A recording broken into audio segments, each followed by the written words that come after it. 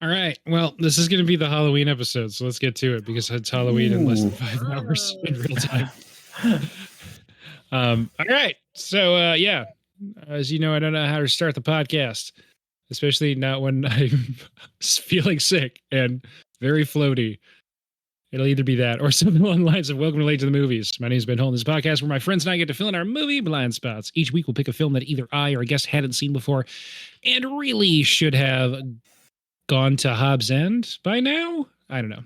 Maybe not, actually. This week, the episode closing out Sam Neilloween on Halloween. Sorry, on Sam Neilloween with a banger, one that I've been trying to find an excuse to do for a while. The whole reason we're doing it this month, like we are. In the Mouth of Madness, John Carpenter's In the Mouth of Madness from 1994. Left to right across your podcast style. Your guest this week, Ray's here. Hi. And Greg's here. Hey.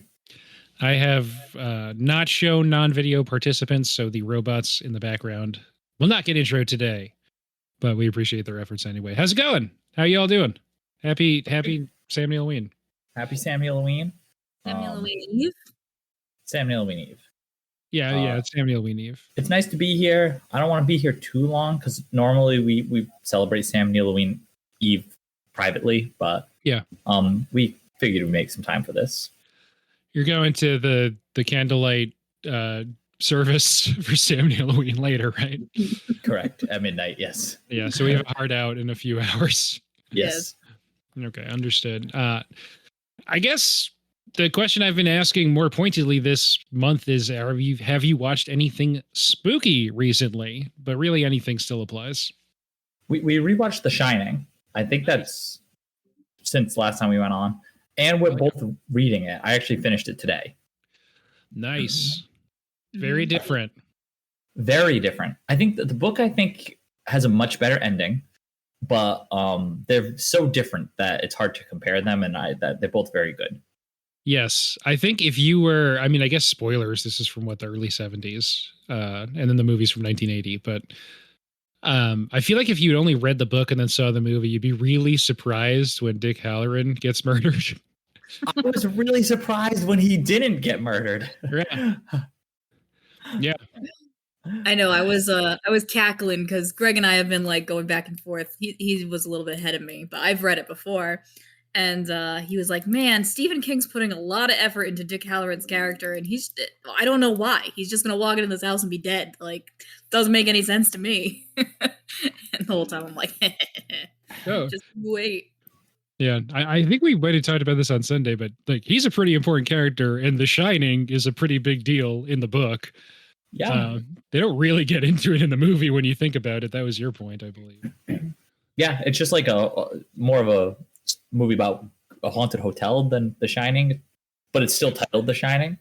And I love the movie. I'm not knocking the movie or anything. I think it's better that they went really different because I feel like with adaptations from books, if you just try to go one-to-one, it's just not as good as the book. And you're like, why am I just going to watch a worse version of the book? Yeah. Agreed. Are you going to read or watch Dr. Sleep next? I wasn't planning on it because I know it like just went into theaters and then left without like any fanfare. So I wasn't really too into it.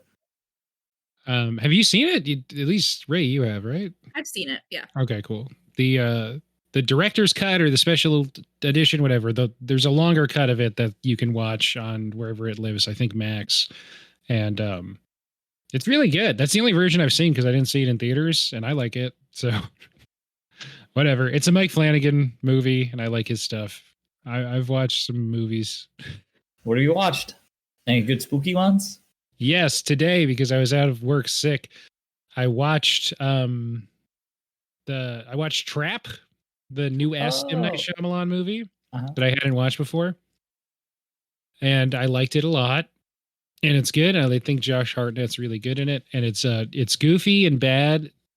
It's like badly goofy in the fun ways that I like when M. Night Shyamalan movies are like sort of bad and goofy. So I'd agree. Mm-hmm. Oh yeah. So yeah, it's good. I like the performances. There's not really like a central twist. But there's sort of it's not a direct linear plot, I guess. Not that it's out of time or anything, but just that it's like it's twisty in that you keep thinking the trap is trapped in the sky, and it just hasn't. That one looked interesting. Like that was one I was like, oh, maybe I'll watch this one at some point. I had a good time. You'd like it as a father of daughters. It's right up your alley. Cool. Yeah, as a father of daughters, I also kill people. Is that yeah. The movie will appeal to me in that case? Yes, while wearing your like world's best girl dad shirt. Yes. Or whatever. Mm-hmm. Yeah. So I don't know. I liked it, and then with no hesitation, the movie ended, and then Max was like, "You want to watch Sinister?" And then I did. So just like rolled it right in. The credits weren't even fully over. Clicked that button, watched all of Sinister. We actually like Sinister a lot. I remember liking that one a lot. Yeah, that's what I've wanted to watch for a while, and it was just it came out in that span of time in the 2010s where I wasn't really watching horror movies yet. And stuff came out and was like really successful, but I haven't really there's not been a specific reason for me to throw it on. But Max was like, I know what you want right now. And it was some Ethan Hawke genre stuff. So talked about it a little bit when we did Daybreakers, which was the last episode in Sam Neilloween, that Ethan Hawke took the role, even though he says he doesn't like doing genre movies. And we're like, okay, within like a few years after that, he's doing mostly horror movies. So I don't know. Anyway. So was that the first time you saw it? Yeah. Oh, good. Nice. I've seen a lot of clips. I knew Bagul was going to be popping up. Ooh. Yeah. I like that Bagul's main thing is just like, what's up? I'm here. Yeah, he's just here. He's just kind of it. I was expecting it to go some other places with that, but no, that's his main thing. Cool. That's what he does. Yep. It's good. I haven't really done too much spooky stuff. I sat for like probably a half hour trying to decide which spooky movie I wanted to watch because I didn't want it to be too spooky, but I wanted a little bit of spook while I was doing other stuff. And I settled on the perfect movie. I was going to watch Let the Right One In, but I was doing other stuff and I turned it on and I forgot that it is not in English. And I'm like, well, okay, so I cannot watch this movie because I can't read subtitles right now. Yeah. You could watch the Chloe Grace Moritz American remake. That is still pretty good because it's pretty much the same. The original's better. Yeah. Hey, that makes sense. I mean, Trap does not require your full attention and is in English, so and is not that spooky because it's more of a thriller. Yeah. So I don't know. That's an option. Much like a lot of my favorite John Carpenter movies, in Sinister, it's sort of the thing where like by the time the guy figures out what's going on, it's way too late. He's already fucked pretty much. Yeah. If we're ready to transition, that's my transition into About the Madness. One of his 3 Apocalypse trilogy movies, maybe to the most extent, by the time the guy figures out what's going on, it's already too late. Kind of thing. Yeah. Because by the time the guy figures out what's going on, it turns out he doesn't even exist. Yes. So it's really too late. So to, I mean, a pretty extreme extent. It doesn't feel too late for the audience, though, I feel like, when he finds out. You're like, no, he can still not bring the book. You know what I mean? Yeah, you'd think that. Yes. But he was written to. Yes. So the inevitability is in the actual text, not just the subtext this time around.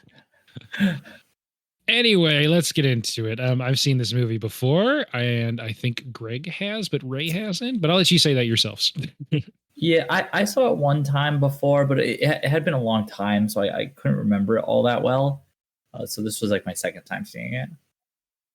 Man, this was brand new for me. Nice.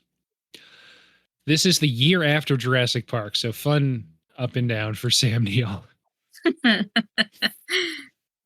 Anyway, do either of you want to give us a 1-minute plot summary?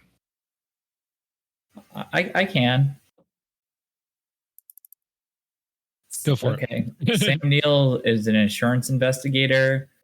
He gets attacked by a man and is then tasked with investigating the disappearance of an author. He finds out he was attacked by the author's publisher, and he goes on an adventure with a woman to go find this fictional town where they think the author might have gone. He's doing it because they're making an insurance claim because the author is supposed to be releasing a new book. People are starting to go crazy about the new book. He finds the town. Things from the book start to happen. It's all eldritch horror kind of stuff. He meets the author who says he's like God now and his book is coming true and it's going to be the apocalypse. And he tells Sam Neill he has to deliver the book to be printed. Sam Neill says no. He goes to the like printing guy to tell him he's not going to do it. And the printing guy is like, you delivered the book months ago. It came out weeks ago. And then everybody starts going crazy and turning into monsters. And the whole thing is framed with Sam Neill telling this story in an insane asylum. And then it ends with him escaping, like leaving the insane asylum once the world's falling apart. And he's watches the movie of the book, which is this movie in a movie theater. Yep. But it's cut to make him look dumb, kind of. The movie version. It's just like a super cut of him saying this is not reality and this is reality. Mm-hmm. Yeah. I like it. So what'd you think? I like this one a lot. Yeah. Okay, cool. I Podcast like to be really quick if that's all we had to do. Yep. It was good. I like this one a lot. I think it's really weird, but I like that it's so weird. I like all the weird kind of horror stuff that's happening in this one. I like Sam Neill. I feel like he's really good in this. Yes. I was going to say, I really enjoyed watching Sam Neill in this too. I did just keep thinking of Jurassic Park, but I don't know. For me, it had those same vibes, except it was monsters instead of dinosaurs. So he has a really good, like, you're not fooling me face in this one that he busts out a lot. Every time he's like, I'm not falling. That is not what's happening right now. And I know it. You're not going to trick me. Because he's like convinced it's like, it's ploy. And like, every time he thinks he knows more than everyone else, he has this like little smirk he does and like this little face he makes every time. And it's so funny looking. And then he'll usually say something kind of quippy with it or something too. And like, it kills me every time. There's a lot of good things with his eyeballs that I appreciate. Yes. I think when he's in the asylum in the frame at the beginning and the end, I don't know if he ever blinks. Like he's just full wide eye stuff. It's I really like the way he looks when he has all the things painted on his face too. Yes. But he's still like kind of speaking calmly. Mm-hmm. Sort of. He's kind of just doing that as a bit. He's not fully committed to being like fully schizophrenic. His words. So yeah, he's great in this. So part of the reason I wanted to do Sam Neilloween was wanting to do this movie. We've talked about it a lot and wanting to do more John Carpenter always. But then also the basis of it being Sam Neilloween is just, I feel like he doesn't get a lot of credit as a great actor, and he just commits so hard, especially in these sort of hammy horror roles, that I thought it was going to be a really fun month to explore that, and it has been. He does not, go half speed ever. No, he's fully committed in this movie. I think he's like the best part of it, honestly. Yes. Just like the way he responds and reacts to like everything that's happening around him is like so good. And like I said, a lot of it's on his face in this one, and he's got like some really good facial expressions he busts out, which is nice because it is a kind of creepy movie. But like watching him react to the creepy stuff and like kind of, especially in the beginning, it's all kind of nonchalant. Like, nah, that's I can explain this somehow. You know what I mean? Yeah, he's just like doesn't feel like he's in over his head until pretty late in the movie. Really late in the movie. Until really, really after it's very obvious he's in over his head. Which I forget every time I watch it, that he's walks into that bar downtown in it's supposed to be New Hampshire. Yeah, it kind of looks like New Hampshire. They filmed it in Ontario. And he's talking to the guy that's the villain from Ghostbusters 2. And he's like, "Oh, you people are really good." And you're like, "Really, dude? I feel like you just saw a lady turn into like an eldritch horror." Yeah. You saw multiple eldritch horrors on your way to this bar, and you're like, "You guys are crazy for this. huge trick that you're all in on. And that guy's like missing a portion of his face at that point too. He's like all bleeding. I think he says something like someone bit him or ripped his face open or something. He says his daughter did. Yes, yeah. She's like, she did my wife after she did me. So, but I guess she didn't fully kill him. I don't know. It gets the kids first, whatever's coming through. I like that it's not really explained any of the rules. You're sort of in the Sam Neill position of like, you don't have agency here, so no one feels like they have to explain what's happening to you. Really? There's some exposition dumps, I guess, but not really. A little. It's like it's eldritch horror. You get away with that. It's just like there's no rhyme or reason to them or what they do. You know what I mean? They're these weird beings from another world. They're just coming in. The Stephen King stand-in, even though Stephen King does canonically exist in this world, Sutter Kane, who is in New Hampshire, not Maine, played by Jürgen Prochnow. And there's the one scene where they're in the confessional and he's kind of like, horror stories or this. And then you're like, oh, I guess this is sort of the thesis of the movie. But then he's also like, yeah, I wrote all this to happen, but also like, I can't hold these guys back anymore. So it's sort of on them. This just is happening. It's time for the change. I immediately clocked. I was like, this guy is very clearly just Stephen King. Why are they also like, and there is Stephen King too. Like, we really got to make sure we don't get sued. We got to make it clear this guy is not Stephen King because Stephen King exists. Yeah. This guy. It is not a comedy, but it is funny. I think the movie is quite funny a lot of times. Yeah. So the scene I mentioned with I wish I remember the guy's name, the villain from Ghostbusters 2 in that bar where he's like about to shoot himself with the shotgun, and Sam Neill, who plays John Trent, in case we ever want to use character names, is like, no, don't. And he's like, I have to. He wrote me like this, and then he shoots himself. It's very funny. Mm-hmm. In the confessional scene you mentioned, it ends with Sam Neill putting his whole face into the confessional and just going, and your writing sucks. And he like explains the thing. That was really funny. I forgot about that. It's really funny. Most of the comedy I feel like comes from Sam Neill, but just from the performance and delivery. Yes, it's his performance and his delivery, and I feel like it works really well in this movie. Yep.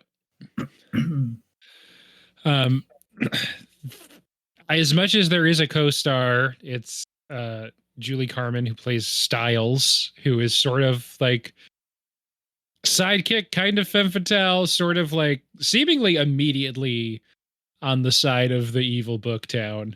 Who's Styles? Which one is she? She's the lady who goes with him up in the car. Did you not? I don't. You're doing a Charlton Heston bit. It's good. No, I don't remember a lady. He went alone. They wrote her out. Of course, she would have. She was written out. It was written out. Okay. That part was also kind of funny. It is really funny. Yeah, I do. I always am frustrated when the protagonist doesn't realize what's happening, and you're like, "Oh, people are going to think you're crazy because you're saying dumb stuff and you're like protesting too much." But I think that Sam Neill's immediately like, "Oh no, I know I'm screwed." Like, yeah, she was written out, and he's like, "There's her written out," and he's like, "Whatever, don't worry about it. I'm just going to leave." Yeah, he knows it's way too late. Yeah, it's way too late. Whatever. I don't know why too. I feel like that line too could be like so like cheesy and like I don't know, like not really work, but I feel like it does in this one, especially at that point in the movie. I'm like, yeah, fuck it, anything, you know what I mean? Do whatever you want. Yeah, she doesn't exist. She got written out of the book. I was all in it. I'm like, yeah, that's awesome. That's great. Yep. And she's just gone. She is. She's not in it anymore. Her character has no conclusion. She just got written out. Yeah, I think the last time you see her is when she's after she does like the body bridging on the side of the road with the very obvious fake head just upside down and the person doing just like a back bend. But it's still cool. And then she's on the back of the young old guy's bike just going like this. And I think that's the last time you see her, if I'm not mistaken. No. Yeah, she's there again, like before he goes back. In the scene with Kane, like when the door is opening, he like runs away and she just stays there. Right. I forgot that he doesn't succeed in driving away. He gets knocked out when he drives back into town, crashes, and then they just bring him into the church for his exposition dump. Yes, that's like and the for only his task. exposition dump. Yeah. Yes. Oh yeah, she's the one that's like reading the thing to him, right? Like, yes, I like that a lot too. Mm-hmm. Where she's like describing it, and as he's looking into the hole, I really like that part actually. Yeah. Mm-hmm. When Sutter Kane does the dimensional rift thing, and then there's like the abyss behind him, and it's like the pages are ripped. At first, it's like I don't really think the special effects working, but then when Sam Neill actually approaches it, and it's the shot of him from, I guess, from the abyss looking back at the pages that are torn. Like I think it's a really cool shot. It looks awesome. I felt the same way when he's ripping them. I'm like, that was one of the few things in the movie I didn't really like, was when he's ripping the pages. I was like, I feel like it doesn't look, what I mean? It's older, but it didn't really hold up. But when he's looking in after, that looks nice. And I like you don't get a lot of looks at him, but the creature designs I liked a lot too. They gave me a lot of like the Thing vibes. Yep. Mm-hmm. Good practical guys. Mm-hmm. Just some little guys chasing him down that airport terminal. Mm-hmm. And like that, I appreciated a lot too, because that stuff probably took a long time, and they have like 6 seconds of screen time. At most. It's 6 seconds from like a dozen plus different like quick shots. Yep. And it's kind of dark and they're moving, so like you don't get to really see a lot, but they like put a lot of work into it, and it looks nice. It does a lot. It's great. I like those little guys. And then he's back. He's on that bus ride. Takes a while. My favorite color is blue. He wakes up, it's kind of blue. He screams. Then he wakes up again. Anytime he's screaming, I'm like, I'm all in on it. You know what I mean? Underrated screaming, It's a good scream. I really like too, I think more of it's in the beginning, the way they make the people look fucked up. Like they give them like the bluish like eyes, and just like, I don't know how to explain, but the face makeup they do is really good. Yeah. I like the way they like color in Happy Gilmore's grandma's eyes. Yep. I like that too. She looks real creepy, and they make it worse the second time she's there, right? Yeah. Yeah, it's the area around her eyes, and I guess anyone who's gotten the stuff that gets into the kids first, I don't know, the area around their eyes starts getting like red and chapped and stuff, and then their whole face just becomes fucked up eventually. Yeah, the makeup on the fucked up little girl I liked a lot too. Yeah, she was just like very pointy teeth, and Styles is just like, all right. Her face was kind of raw. Yeah. They definitely hit a point pretty quick where there's like, well, whatever. There's nothing we can do about this shit. Yeah. I do like how, not that people are unconcerned, but just like not that concerned folks are, from a standpoint of like, well, there's nothing I'm going to do about this, so I'm just going to be okay with this. Yeah. Yeah. I don't know at what point she's fully like no longer on his side, because I feel like she steals his keys pretty early on, but still has like some moments of trying to appeal to him after that. But I think that's fake, I guess. I don't know. I think so. Yeah. I think when she gets the keys, she's done. Because that's after she reads the book, right? It's after and because she says something like, I read the end. I'm done. Yeah. Because then I think after that's when her tentacles come out through the bottom of the door. And he sees that. I like that too. It's great. All, like, the creature stuff. He gets thrown through the door and like lands in the hallway. Yeah, that's great. And then when he's leaving too, he looks back at the greenhouse and the monsters in it that they had described earlier. Yeah. And I really like that. I was like, oh, that's the guy. I like that the monster's just like, hey, it's me. Yeah. I'm not chasing you, but I'm just supposed to be here now. I'm here now. I'm also here. And then he gets into town. He's like, this is the production value just for me is ridiculous.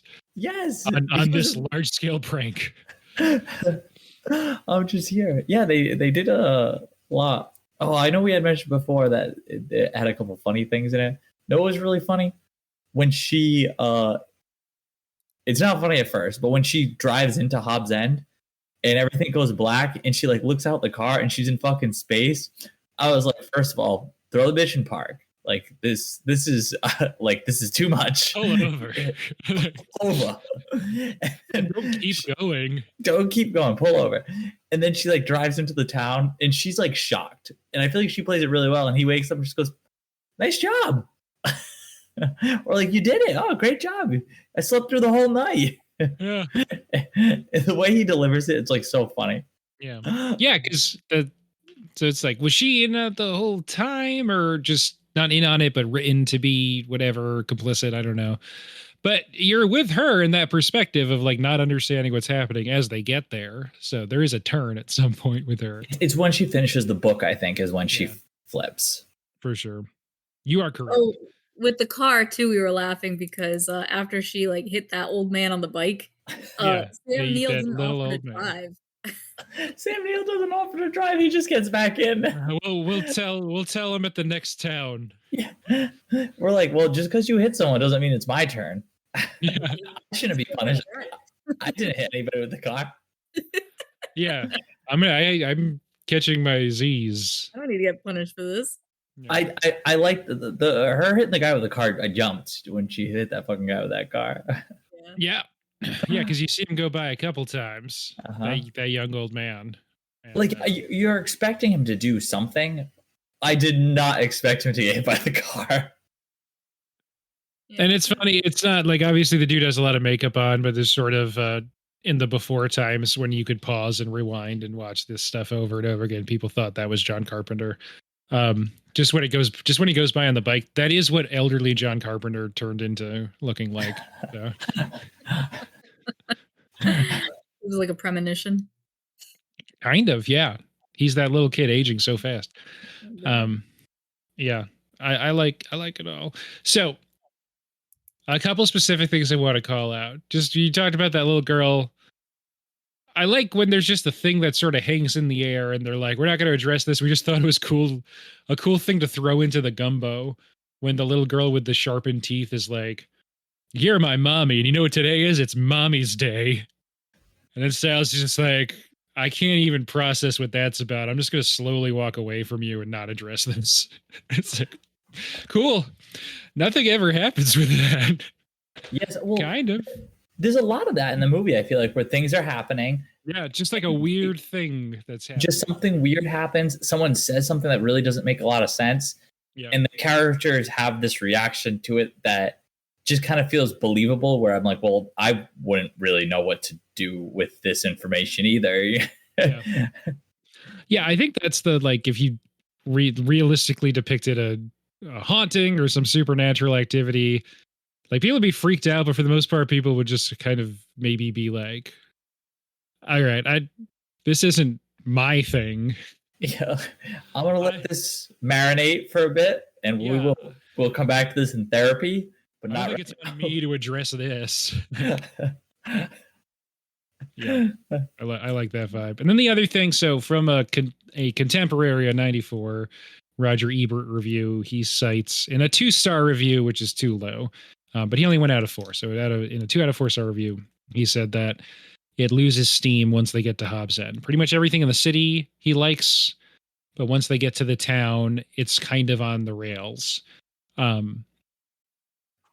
I know what he means, but at the same time, that's kind of the point, right? Like, we already talked about the air of inevitability. Yes, like, it's kind of on the rails because he's literally, written at that point. But I don't know. I see what he means. I like all of the stuff. The premise is amazing, and when it has the most juice is definitely before they do the road trip, I think. When he's just in the city and weird stuff's happening, and especially when he gets attacked by the agent or publicist or whatever that guy is with the axe. That scene's cool as hell. it is. Mm-hmm. Yeah. That guy, the first guy that asked him if he reads Sutter Kane, I think so, right? Yes, and I don't know if this is on purpose, but a lot of people who have had their minds done by the Sutter Kane books, they feel like they're overdubbed, like it's like their vocal is ADR. Yes. Like that guy, it doesn't feel like his voice is happening in the room where Sam Neill is. Yes, they have a weird like voice distortion kind of happening for those people. I like all the people that are crazy from Sutter Kane. Like I said, I mentioned I like the makeup they do for them. I forgot about the voice. The voice is cool. The eyes, I don't know. I feel like they do a real good job with that. I like there's like a younger guy in the bookstore too that asks him about it too. I like him too. He's also like, it's just the right amount of like off-putting and kind of creepy and weird. You know what I mean? Yeah. I feel like they do really good with them. The young guy that Sam Neill murders with an axe, or a different young guy? The guy at the beginning. The guy at the beginning when he's purchasing it. The one he murders with the axe, I can't remember if he's crazy looking or not. His eyes are bleeding. Yeah. His eyes bleeding. Yeah. He's got the double pupil thing going on. Yes, yes. But yeah, the one when he's buying the books. The books, I kept trying to read them the whole time and I never looked them up after because their names are like Horror of Hobbs End, and they're very typical of what you'd imagine. There's The Feeding, The Thing in the Basement, The Whisperer of the Dark, the Hobbs End Horror, Haunter Out of Time, and The Breathing Tunnel. Yeah, it's fun. I like all the covers. I like the bit with the cutting them out and it points you to a map of New Hampshire. That's all fun. Yep. But the covers also look cool. I like that he doesn't really address that the one of In the Mouth of Madness has him on the cover. Yeah. Even though you see it fairly early. Yes. It's like enough where you're like, are you sure that's him? But it's like definitely Sam Neill, you know what I mean? He's just like, It's right enough that, but still far enough away that you're like, I guess that could just be a guy. But by the end, you're like, no, that's obviously been him the whole time. Yes. It's a good touch. And like by the end, he's just sort of like, yep, I know. Mm-hmm. I really like when Sutter Kane, I think Sutter Kane tells him like, you didn't exist before I wrote you, or something like that. And he like makes a face and he's like obviously like pretty distressed about this, but like it's another one of those things where like, well, nothing I can do about this at this moment, so we'll file that one away. Yeah. That was very distressing when he tells him that. Even to me, I was like, oh no, that is like very upsetting. That's not what you want to hear. Yeah, you don't want to hear that. Definitely not. I like this one a lot. He could be like in the book, but still existed beforehand, and it made me feel a lot better. You know what I mean? Yeah. That'd be a lot better if he just was written in media res, but he got to live his whole life before that. But yeah, you get the impression he's not really connected to anything. He doesn't have like a family or a past. Yeah. Nope. Yeah, and then you could even see his wheels turning a little bit where he's like, yeah, I guess I don't have parents. If I really think about it, I don't remember being alive before 2 weeks ago. Try not to think about that. Yeah. I like the scene where he gets the manuscript back, like it gets mailed to him, and he's just sitting on the little bathroom floor, page by page, putting the burning pages into a sink. Yep. And like just the way he's doing it, where he's not looking at it too, he's like putting them over his head, where he's just like so done with this shit, you know. Yes, it's nonchalant, but not in a cool way, but in like a beleaguered, exhausted way. Yes, that it's the same way his character in Possession interacts with all of the weird shit going on eventually, where it's either completely manic or completely over it and just like, I don't have the energy to find this weird. I'm just dealing with it as best I can. Yes, I really like it. He plays it really, really good. Yeah, he plays that well. Mm-hmm. Yeah, he makes the movie for sure. Yeah. I mean, he's the reason to watch this. If you're listening this far and haven't yet, I haven't mentioned. So the, I guess publisher or book. It's the publisher Arcane that's run by Charlton Heston, who we've never done a Charlton Heston movie before. I know that we necessarily will, but we might. I think next month might be Sword and Sandals. Brady kind of wants, so maybe we'll do him for that. But yeah, I mean, one of the the dudes in Hollywood history, but this is the end of his career pretty much. Just because he's old, not because it is that bad. Oh, Um, I was gonna say, did people not like this movie when it came out? very mixed reviews, but that's not that weird for Carpenter, especially this is later period John Carpenter. It might be the last of his like kind of untouchable run. It's close-ish to that, but you know, this is 90s Carpenter where I kind of think of him as like a 70s 80s guy, you know. I mean, this is a really weird movie. Yeah. And honestly, like as a pitch, I feel like it sounds not good. Like the idea that it's like a movie that's about a book that becomes this movie and the author wrote it and it's gained power, but it is this movie that is made from the book. Like it sounds kind of, I don't know, silly, I guess, but it works really well. Yeah, it does work well. And I think, you know, oh my God. I just saw a picture of John Carpenter as an old man. He looks just exactly like that guy. Okay, I gotta check this out. Wow. Anyway, yes, you're right. It does work. It just works. I don't know. There's like a fun verve to a lot of Carpenter's films where, and he didn't even write this one, but this was someone else's screenplay. I won't say who. Okay. Okay, yeah, he does look like that guy. He does. I noticed as soon as the opening credits were rolling, and it was like music by John Carpenter, I was like, he always has to do the music, and the music fucking it slaps in this movie, especially that like opening and ending stuff. Awesome. Yes. Ennio Morricone does the thing, but he does it in the style of John Carpenter. So whatever. Otherwise, yeah, he does pretty much all his own music. And even though he hasn't directed a Halloween movie since the first Halloween movie, he has done the music for the last 3 Halloween movies. Oh, really? I didn't know that. Yep. The 3 like most recent Jamie Lee Curtis Halloween movies where Michael Myers is like back again. That music in the beginning that absolutely slapped, along with like the printing press thing making the books. Yeah, super satisfying. I don't know what it was. Like gets you right into it. Yeah, I don't normally like opening credits. Like I want to just get it going if they're too long. I have no idea how long those were because I was just like having a great time watching the little like printing press go and like hearing that music. It was awesome. It gets you started on a really good foot.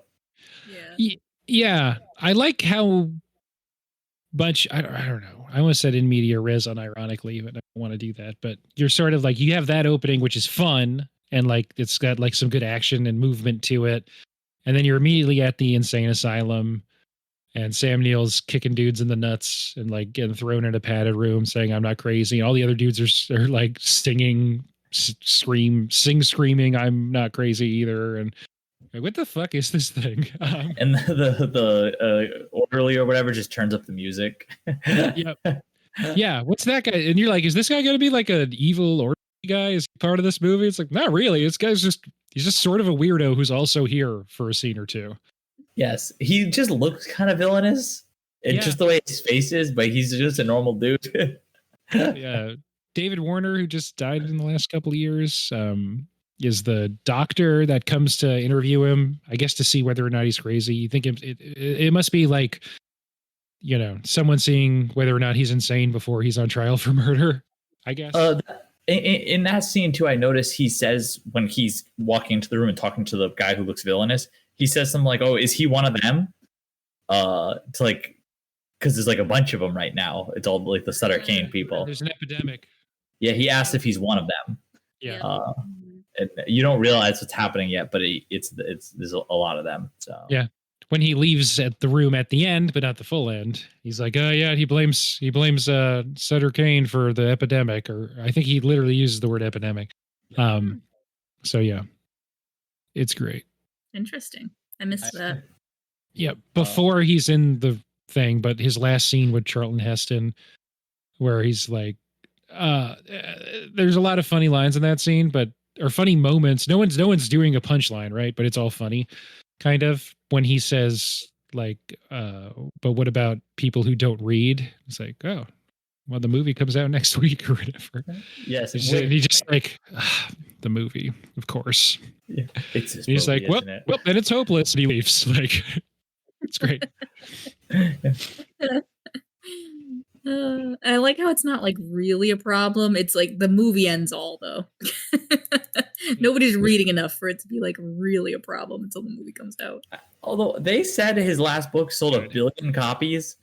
I don't know a lot about book sales. That's a crazy number, right? That's like that like number makes no sense. So I guess in John Trent's defense, that's Sam Neill's character, that guy would have enough money to like make a whole town fake out an insurance investigator.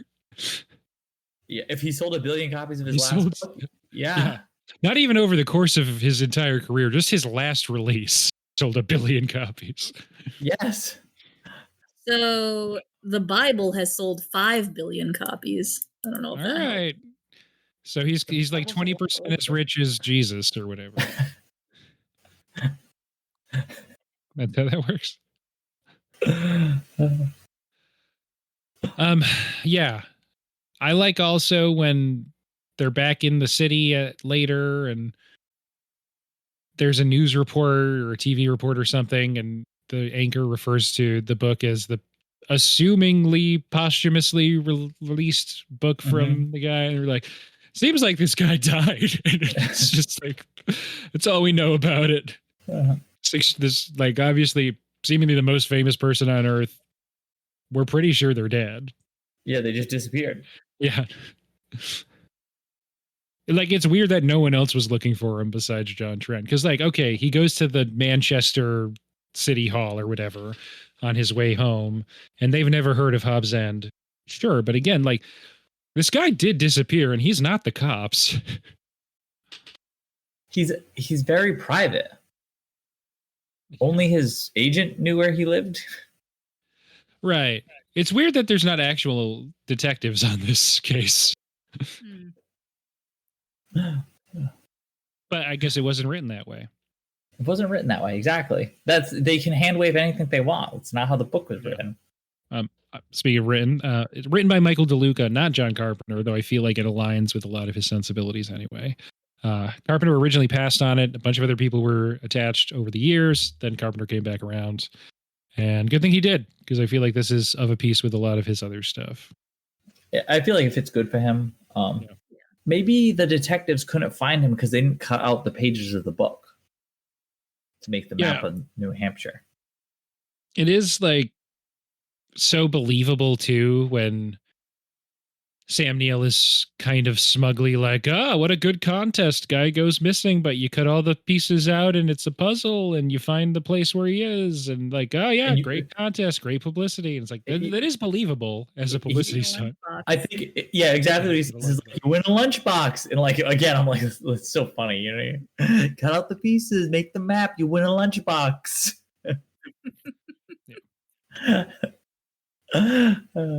Yeah. And they say eventually she does say it was supposed to be a publicity stunt, but he didn't go to like where he was supposed to when he ended up in this fictional town instead. Yeah. Yeah, I like that they're like, okay, look, we were trying to trick you, but he is for real missing now. Yeah. It's just good. It just works. It all kind of sings. I don't know if there's an explanation for this, but did I miss something about why there's just a pack of children running around with a dog? Was there any meaning to that? So, or was it just a pack of children with a dog? The kind of looping action that Just Styles sees, I don't know that there's any specific explanation for that or for all the various loops that Sam Neill goes through when he's driving. I don't know. Just that he won't let him leave, right? That's what the kid on the bike / old man on the bike says, is like, oh, he won't let me leave. He's making me do this over again. The villain from Ghostbusters 2, whatever the actor's name is, I'm sorry to him. He says when he's explaining, like, whatever came through the door in the church gets to the kids first. Yeah. So while it's not explained why these particular kids are doing this particular group activity of chasing this dog in slow motion, it is like understood at least that the kids get turned first. The change happens within the children first, I guess. And they can summon Dobermans to attack. Yes. And they were good boys. Those dogs were very good boys. They were very good boys. If you watch, they're trained really well. The way they like bite onto the people, they like grab right onto the fabric on the arm and on the pant. Very good boys in this movie. They're very good boys. I do think like that's one of those things that is so underexplained, but it's just like a great image, and you get the vibe of like, well, this isn't how these people wanted this to go when they go to the church. He's like, Johnny boy. And the doors are just opening and closing, and you're like, well, that can't be good. I don't know what it means.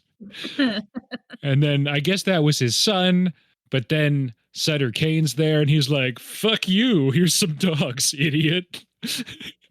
You're like, I don't know how they wanted that to go. They had guns. They didn't do anything with them.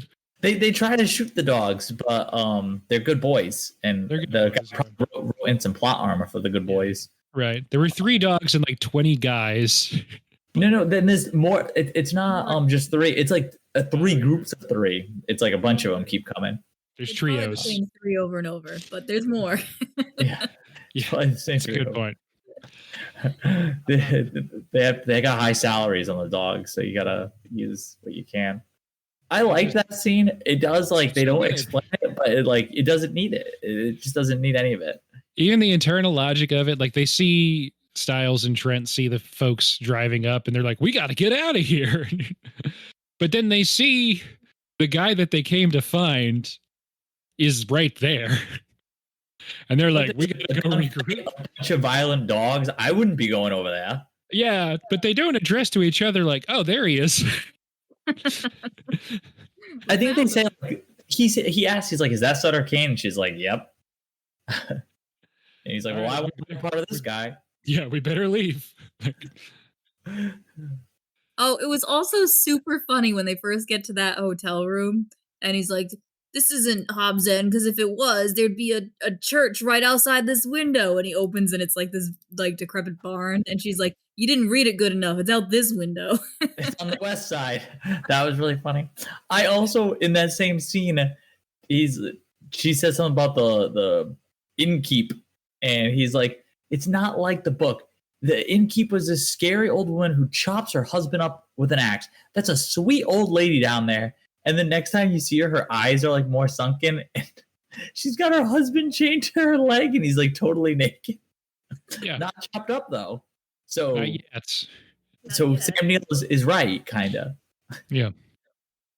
But I really like that. And like, he makes a groaning noise or something like that, and Sam Neill's trying to like look over the counter to see, but she just like inches closer to him, so he can't. I don't know. I really like that whole interaction. I had forgotten exactly what I don't know what the term would be, positioning was there, because I was like, oh, is he already like kind of hacked up? Is he sort of like a ball of a dude or something? It's like, oh no, he's fully just like spread out. I feel like Sam Neill should have been able to see his feet or something. On the counter. Yeah. That guy's just, he's like army crawling, I suppose, on the floor. Is it a sex thing? I think it is, right? That's what she's into? I don't know. Could be. She turns into a big, like, kind of tentacle lady and chops him up later. For sure. Man. No. The end of this movie might be the best part of the whole movie, honestly. It would have been. So I was thinking of this watching it again last night, where like, man, if Carpenter did stop here and not, so he makes Escape from LA a couple years later, and that's sort of when a lot of people check out on him. But for his career, and again, he didn't write this, but still, if that was the last image of it, Sam Neill, shrieking, laughing, crying at a movie about how this is the end of humanity, and all you can do is say, fuck it. I'm going to the movies. I don't know. Like, it's great. It's so good. I love it. I honestly think the only thing that could have made it better is I really expect, because of the tone of the movie, eventually, because they keep cutting back between Sam Neill sitting in the theater and then you watching Sam Neill, like watching In the Mouth Madness on the screen. I really expected one time for them to cut back to him and have all the eldritch horror things sitting in seats in the theater also like eating popcorn, like with it. That would have been fun. Like in between cuts, whenever the auditorium lights up again, there's just more of them there. Yeah, and they're like eating, like just kind of watching the movie with him. You know what I mean? I like really kind of expected it at one point to happen, and it doesn't. Yeah, The fact that he got popcorn too was so funny. it's so funny. It's so funny. So good. Because like, was somebody serving that popcorn? Did he just like, oh, I guess I'm just gonna make some? And this is the 90s. This is before digital projectors in theaters, right? So like, Right? who's running this projector? Somebody, I guess. Somebody's running it. It's Yeah, they should have got cut up to the projection room, and there's just like a big tentacly guy, like, you know, mounting a reel for Act 2. Yeah. As he's entering, there's like a radio broadcast saying, like, if there's any human survivors left, please. Yeah, And he's just like, I'm gonna make some popcorn and watch this movie. so good. It's great. Yeah, he's just immediately jaded with the apocalypse Mm-hmm. because he, as its unwitting herald. Yeah, it's just good. It's fun. It's just really fun. Yeah, the ending's really fun. And like I said, like on paper, I really feel like it shouldn't work. Like it should be too like cheesy, you know what I mean? But like, I don't know. I feel like it really works the way they do it in this. I think it's because of Sam Neill, honestly. But yeah, he's the glue man for the whole production, no doubt. No one else is really like a character. So, like I said, there's sort of the romantic interest, but she's just out at a certain point. Just gets written right out. She gets written out. It's really funny. I don't know. It is. I had a good time. Anything else we want to talk about within the Mouth of Madness? I'm feeling like my own brick wall approaching, so I don't mean to get us out too early, but I think we covered all the important stuff, honestly. It's not like, I don't know, not super lot like plot heavy or anything. It's pretty straightforward. Most of the stuff is pretty weird. Yeah. So his other Apocalypse trilogy movies are, we've already done The Thing on the podcast. We've not done Prince of Darkness yet, which comes pretty much right in between these two. Thing 82, Prince of Darkness 87, this 94. Prince of Darkness really good too. We'll do that at some point. Haven't seen it. It's really good. It's real good.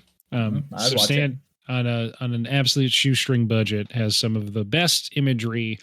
He pretty much is like rents a community center in LA and is like, what if the devil was a tube of goo in the basement?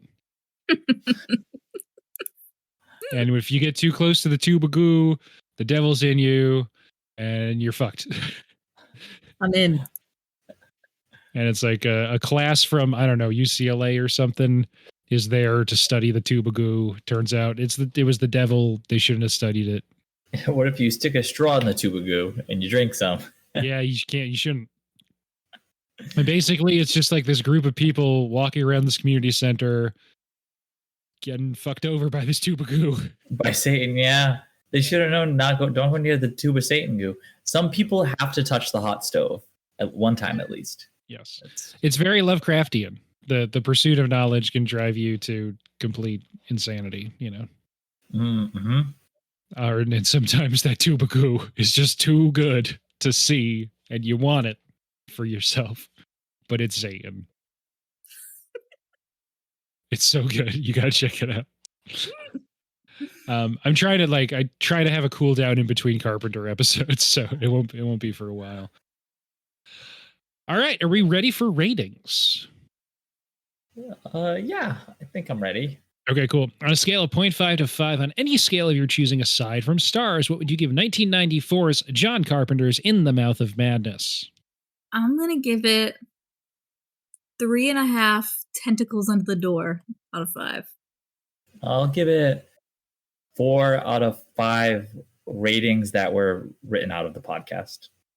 But take it out, please. That would be a fun bit if I was in the mood to be more conceptual or better at video editing. It's just like edit Greg completely out, and then at the end, like, yeah, Greg was edited out. He was written out of the podcast. I'm gonna go 4.5 out of 5 non-existent New Hampshire towns. Or New Hampshire towns that never existed, however they put it in the Manchester City Hall. Fictional. Yeah. Never will exist. Yes. That seems like a reach. That lady does not have the power to say. There will never be a town called that. I want to speak to your supervisor. That was really funny. It was really He's just like, fuck it, and leaves. He leaves. That's the best part. He like growls it angrily and then just like and leaves. And he just leaves. He just realizes the folly of like ever wanting to speak to the apocalypse's supervisor, I guess. I said 94. The US release was 95. There you go. 95 minutes long. You have an hour and a half to watch this film. Do it. Yeah, it's not long. Yeah. You get in and out. On an $8 million budget, it made $8.9 million. Oh, that's not good. It's not good. It's definitely made more than that on home video. And that's just for me buying the Blu-ray special edition. Yeah. Is there a Sam Neill based question? Yes, thank you. The Sam Neill based question of the month has been fairly universally not really, but would you want to hang out with this version of Sam Neill? Does this version of Sam Neill seem like a good hang? End of the movie, yes. Beginning of the movie, no. He's too tight. Is Sam Neill coming to my reality, or am I going to Sam Neill's reality? I think that's a good. That and if he comes to my reality, will he herald the apocalypse? Unwittingly, yes. And yes. I think he might not mean to, but he will. He'll get there and you'll be like, oh yeah, you sent me this manuscript, a whole month ago. I already sent this to Penguin Books or whoever. The movie's out next week. I don't even think we mentioned that. Love that little reveal that he's like, you brought me the manuscript. That was 6 weeks ago. You brought me that. Yeah. That's how the manuscript gets delivered in the end. Yep. Yeah, that's great. Because as far as we knew, it was burned at that point. You knew it's going to get delivered, but you didn't expect them to be like, it was delivered 6 weeks ago. Yeah. When Charlton Heston's just so confused, he's like, no, look, like it's here. I have it. We've been selling these for months. Yeah, the movie's out in a week. Yeah, he's like, it came out in July, and you're like, it's fall now or whatever. I don't know. Good shit. Just good shit. Yeah, I want to hang out with the Sam Neill that's watching the movie in the end. Yeah, I think that's the right call. A lot of the Sam Neills we've seen so far, this one's sort of towards the top. I think we said the Dr. Alan Grant from Jurassic Park has been pretty unassailable in the top spot for the month. But at least this one has more redeeming qualities than the other ones, I'd say. Yeah, see, I wouldn't want to hang out with him in the beginning when he's all like, I can find anyone who, I commit a lot of insurance fraud. So me meeting him at the beginning, Sam Neill, is kind of like a nightmare. Yeah. But like the Event Horizon Sam Neill is seemingly, just plotting to bring everyone to literal Christian hell. So you're like, I mean, yeah, this guy's sort of a stick in the mud, but he's not trying to trick you into being in hell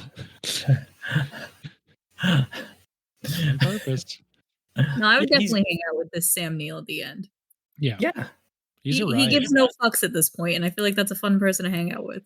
Yeah. He's funny. He's funny. Mm-hmm. He's got good jokes. You can laugh at the apocalypse. You're fun to hang out with. So yeah, he's a little jaded, but he's not that cynical. Like he's not bitter about it. No. I forgot too. Another part I like when he's constantly punching Styles in the face. Yeah, it's so funny.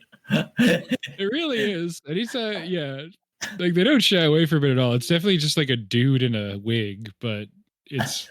They're really punching that dude in the wig. Funny. It's really funny. Like, I'm gonna save you by punching you in the face a lot of times. Get in the car. That's very classic Hollywood. A lot of women had to be made to see reason in old Hollywood films. So, you know. So in Maltese Falcon, does that lady get slapped around a little bit? She does, right? Pretty sure, yeah. Yeah, we did that episode twice, so I figured we'd remember.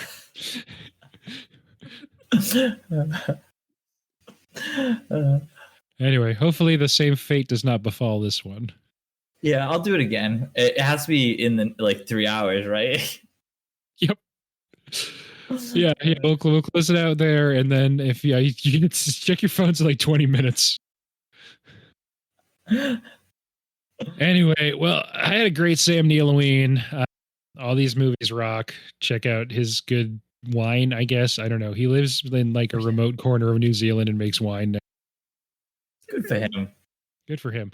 And occasionally, hopefully was handsomely paid to be in the most recent Jurassic Park movie.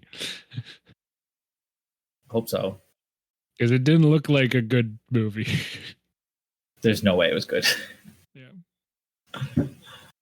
Anyway, on that note, yeah, laughing at the movies while the world ends, I feel like is a great way to end Sam Neilloween. Mm-hmm. For sure. Thank you to Greg and Ray for being on this episode. We will catch you next time. Check out our stuff on Linktree, linktr.ee/late to the movies, and happy Sam Neilloween. Yeah, anytime. Happy Sam Neilloween. One more day till Sam Neill Halloween. Sam Neilloween. Sam Neilloween. One more day till Sam Neilloween. Silver Shamrock. We made it through the whole episode without getting there. I was wondering if we were going to. We did it.